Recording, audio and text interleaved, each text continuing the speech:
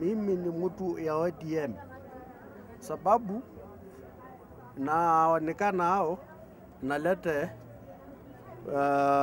katiba mzuri. ODM hawezi sasa hiyo hapa kwa mabarabara hakuna kitu sisi inapata kwa Kibaki. Area yetu ya Maasai Kwasa sasa makatasa sisi mashamba yetu ya kwetu inakuwa hawa ndio inachukua. Sasa kuchagua Raila mabadiliko mzuri inakuja ya hali ya chakula ameenda juu, hali ya mafuta ameenda juu, na sisi nafikiria yeye kuingia sisi kila kitu inapata rahisi.